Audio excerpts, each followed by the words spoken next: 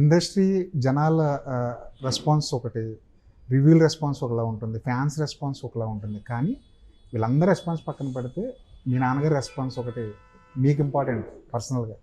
Cinema చూసిన వెంటనే శ్రీకాంత్ గారు ఏమన్నారు? బేసిక్గా నాన్నకి ఆల్వేస్ నేను ఎలా పర్ఫామ్ చేస్తాను ఆ టెన్షన్ ఉండేది. బికాజ్ నేను ఆయనకి ముందు ఏం చూపించేవాడిని కాదు. ఇవి కానివ్వండి, రష్లు కానివ్వండి, ఏం చూపించేవాడిని కాదు. డైరెక్ట్ స్క్రీన్లో చూడనా. అండ్ నిజంగా ఆయన చాలా హ్యాపీ ఫీల్ అయ్యారు. పర్ఫార్మెన్స్ వైజ్ కానివ్వండి, the scale, what ever, he was very happy. కానీ ఇంట్లో అమ్మా నాన్నకు ఉంటుంది కదా, రోషన్ ఏం చేసి ఉంటాడు ఈరోజు సెట్కి వెళ్ళి అది చూద్దాం, ఒక యాక్షన్ ఎపిసోడ్ చేసాడేమో అది ఎలా వచ్చిందో చూద్దాం, డ్యాన్స్ చేసాడేమో అది ఎలా వచ్చిందో చూద్దాం అని ఉంటుంది కదా. వాళ్ళని ఎలాగా కామ్ డౌన్ చేసేవారు?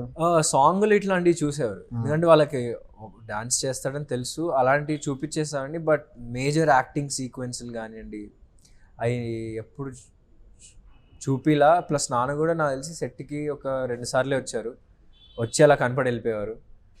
సో ఇంట్లో కూడా ఎక్కువ సినిమా టాపిక్లు ఎక్కువ ఏమి ఉండదు.